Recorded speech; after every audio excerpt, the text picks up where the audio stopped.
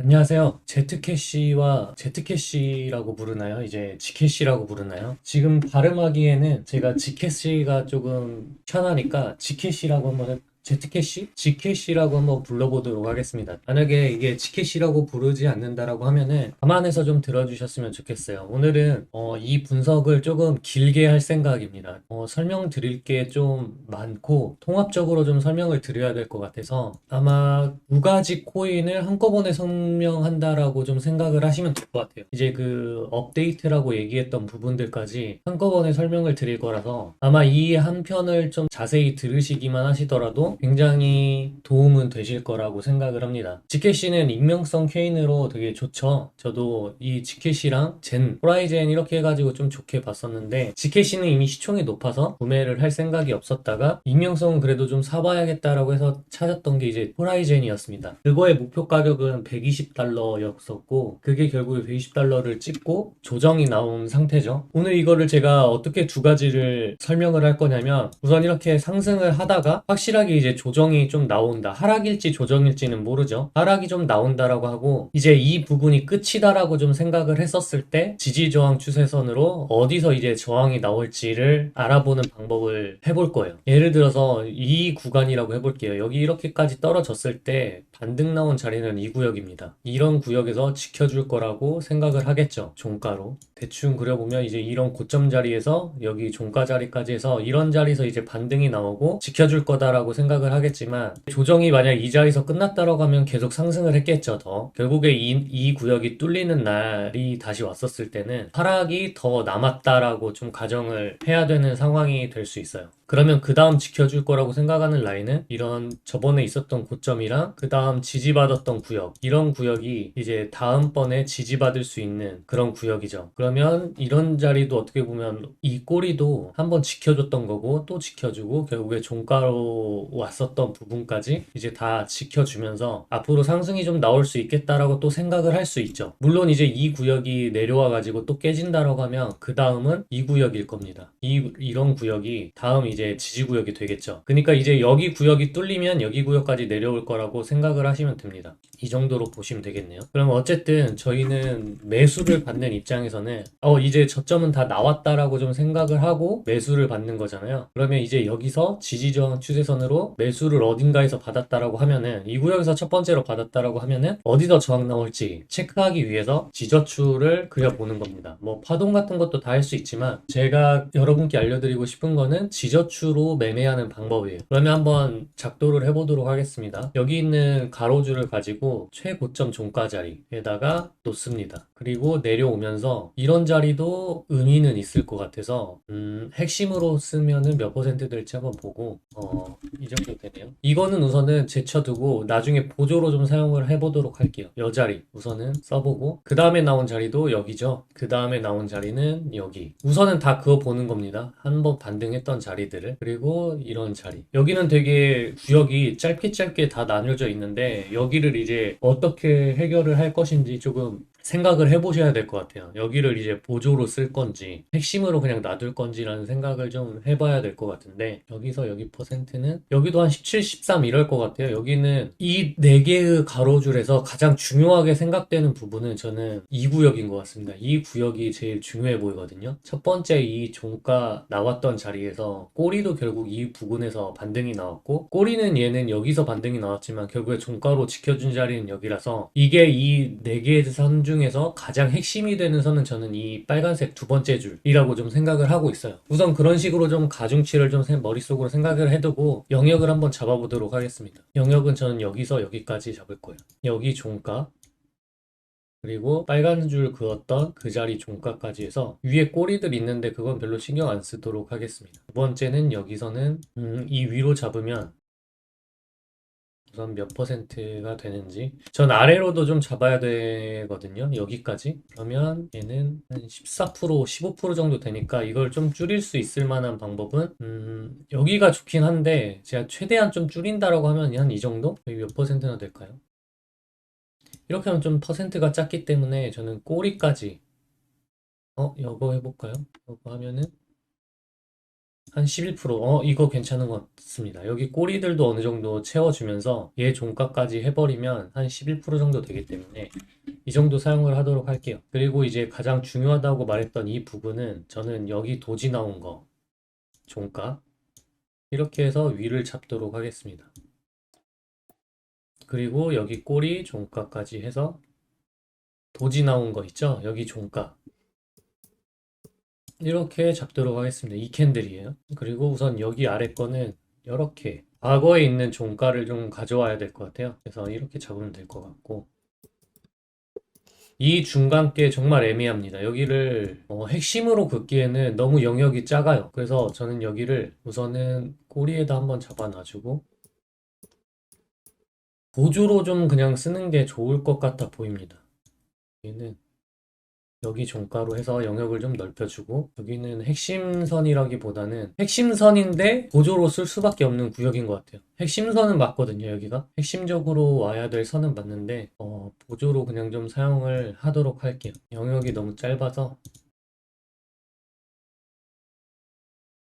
지금 제가 이렇게 그었는데 조금 이상한 거 느껴지시나요? 지금 차트를 보면은 7월 30일까지 거밖에 없어요. 지금 현재 10월 24일인데 왜 제가 7월 30일 거까지만 했는지 설명을 좀 드리자면 이렇게 하락이 어느 정도 끝났다고 생각하는 시점 아까 말했죠. 이런 자리는 반등이 나오고 상승이 전환될 자리일 수 있다. 여기를 깨지지만 않는다면 그런 기준하에서 이제 새롭게 그린다라고 했을 때 이런 식으로 그렸을 거예요. 그럼 이게 앞으로 어떻게 반응을 하는지 한번 보도록 하겠습니다.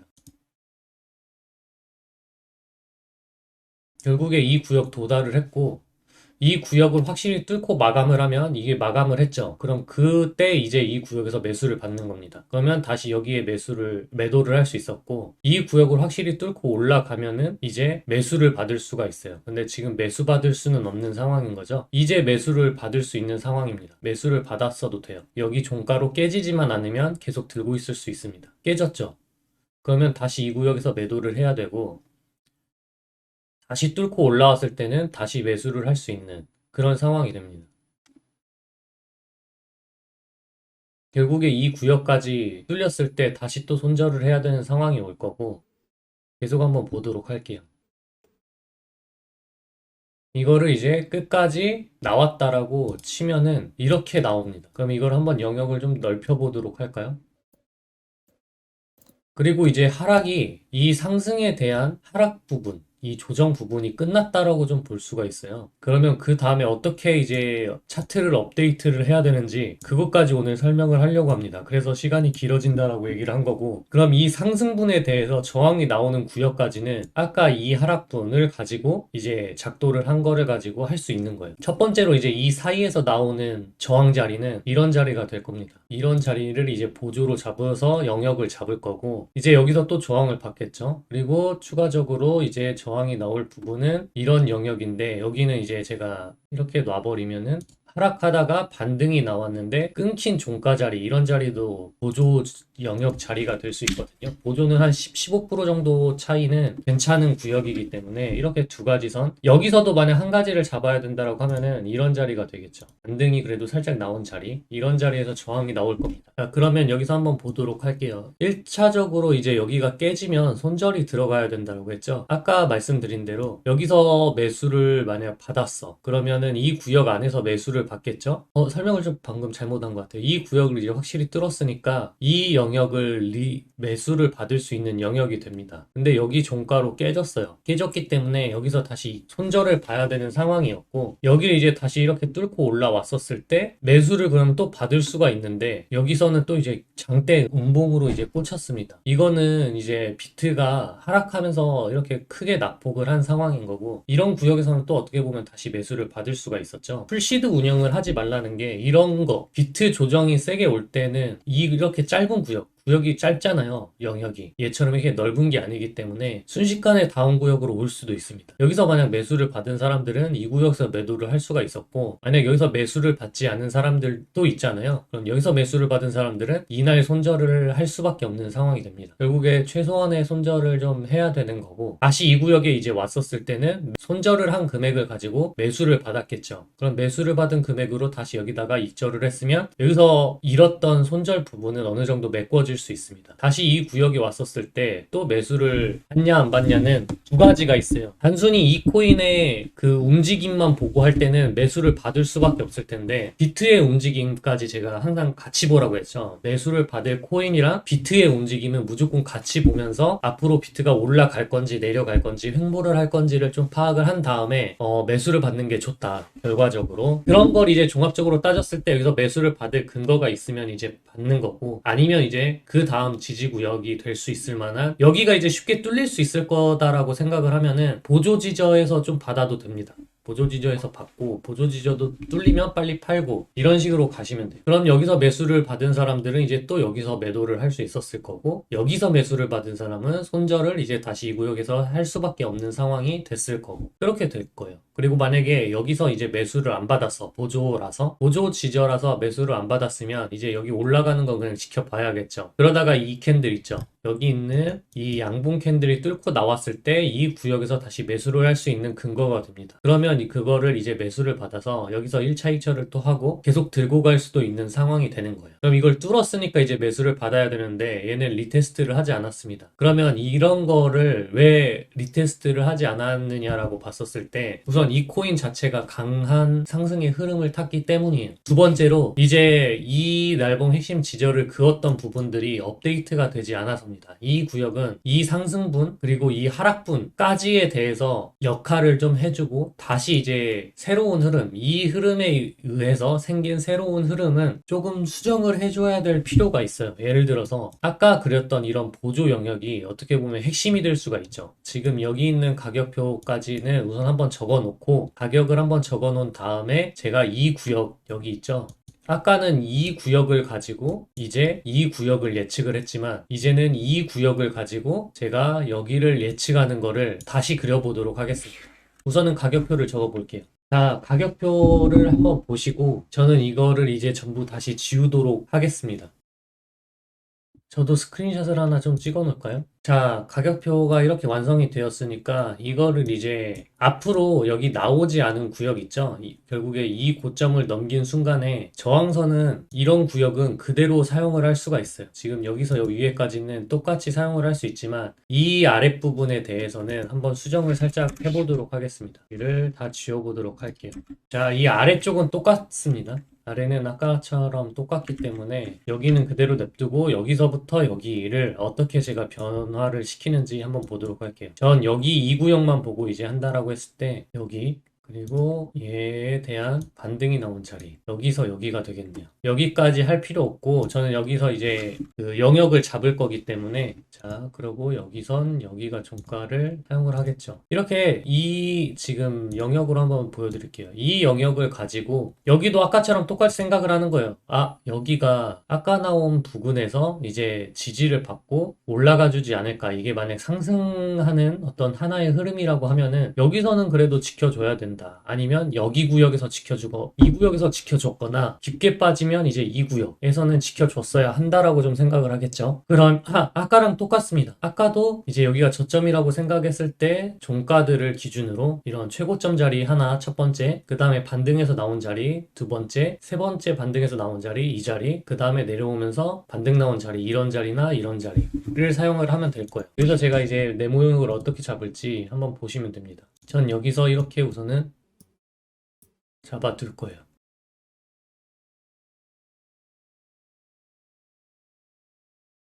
두 번째로 여기는 이 아랫게 더 있죠? 이 빨간 줄을 한 칸 더 아래로 내려서 얘의 종가를 사용하도록 하고, 여기 있는 도지 캔들을 종가로 쓰면 더 좁아지니까 여기를 사용을 해서 퍼센트를 한번 볼게요. 퍼센트가 되게 짧죠? 그러니까 여기가 퍼센트가 이렇게 짧은 이유는 이 하나의 크기 자체가 작기 때문에 크지가 않습니다. 그러니까 아까처럼 얘 같은 경우는 하나의 파동이 크게 나오고 하락도 크게 나왔기 때문에 하나의 10%씩 보일 수 있지만, 여기는 어떻게 보면 이거에 대해서 봤을 때는 아직 다 나오지 않은 상태이기도 하고 딱 중간 부분 50% 정도의 크기이기 때문에 이런 반등도 작게 나올 수밖에 없어요. 이게 나중에 하나의 상승 흐름이 생겨가지고 뭐 앞으로 이런 식으로 가서 뭐 이런 흐름이 있었다, 이렇게 갔다, 그럼 여기서 이제 크게 잡을 수 있죠. 여기서 하나 이렇게 잡고 여기서 하나 이렇게 잡고 여기서 하나 이렇게 잡고 이런 식으로 잡을 수 있기 때문에, 하지만 지금 당장은 이렇게밖에 못 잡는다라는 거를 알아주시면 되고, 그래서 이 구역을 지금 핵심으로 잡기에도 좀 애매한 거예요. 그러니까 이 단기에서 볼 때의 핵심이지, 아까 이런 큰 틀에서는 아까 그 핵심 영역 자체가 큰 상황은 맞는 거죠. 하지만 여기는 지금 여기에 대한 지지 자리를 매수받을 수 있는 구역 같은 걸 잡기 위해, 매도 구역이나 매수를 타이트하게 잡기 위해서 이제 할 수 있는 부분인 겁니다. 그래서 아까 말씀드린 대로 이전에 적었었던 핵심 지저 영역을 그대로 살려둔 채 이 부분만 다시 그려서 매도 타점이나 단기 매수 타점을 다시 잡는 용도로 사용을 하셔서 쓰시면 돼요. 두 개를 다 그려놓고 제가 보여드리면 헷갈릴 수 있기 때문에 하나 이전 거는 지우고, 만약에 이거를 난 신경 쓰고 싶지 않다, 앞으로 나오는 것만 신경 쓰고 싶다라고 했을 때는 이것만 보고 하셔도 된다라는 거를 설명드리기 위해서 두 가지를 이제 설명을 하는 겁니다. 자, 그러면 여기서는 이제 얘의 종가를 쓰고, 마땅한 게 없어 보여요. 자석이 꺼져 있구나. 마땅한 게 없어 보여서 여기서 과거 거를 좀 갖고 오려고 했더니, 과거에도 종가가 막 이렇게 딱 온 게 없기 때문에 여기 있는 도지 있죠. 여기 있는 거 도지 쓰고 위로 좀 잡아야 될 것 같습니다. 이렇게 좀 잡고 싶긴 하네요, 크게. 근데 그러면 여기 정도? 이런 종가 자리 이렇게 좀 써볼까요? 여기도 그냥 앞으로 그냥 당겨서 이런 식으로 좀 사용을 할게요. 여기도 차라리 이렇게까지 올리고 싶은데 퍼센트가 뛰기 때문에 뭐 이 정도 잡도록 하겠습니다. 여기는 어떻게 잡아도 좀 비슷비슷할 것 같아요. 중요한 거는 이 빨간 핵심선 자리인 것 같고, 여기서 이제 아까 말한 대로 한 이 정도 그대로 잡으면 될 것 같습니다. 여기도 이 캔들 기준으로 이렇게 잡아도 될 것 같아요. 여기에 대한 종가 자리 좀 짧게 하고 싶다라면, 좀 짧게 하고 싶으면 이 정도, 여유 있게 하고 싶다라고 하면 아까 여기까지. 크게 중요하진 않은 것 같습니다. 이렇게 사용을 하게 되면 이제 여기서 매수를 받은 거는 여기서 익절을 할 수 있었을 거고, 여기를 뚫고 올라갔었을 때 리테스트를 받았는지 한번 볼까요? 네, 여기서 이제 매수를 받았을 수 있어요. 그리고 여기도 뚫고 올라가게 되면, 익절은 여기서 했겠죠. 익절은 여기서 했겠지만 이 구역을 더 갈지에 대해서 판단하는 거는 이제 이 뚫고 마감했을 때, 리테스트일 때 여기서 받을 수가 있었죠. 그러니까 2%는 안 먹는 거예요. 2%는 안 먹는 거라고 생각을 하시면 됩니다. 최대한 보수적으로 할 때는. 이렇게 해서 잡으면 될 것 같아요. 여기도 가격을 좀 적어 보도록 하겠습니다. 가격표는 이렇게 되네요, 이 구역은. 하지만 이 이후에서는 아까 그렸던 이런 부분들이 다 저항선이 되니까 앞으로는 여기 구역을 지켜보시면 될 것 같습니다. 제가 봤을 때는 한 이 정도까지는 올라가서 저항받지 않을까라는 생각은 좀 하고 있어요.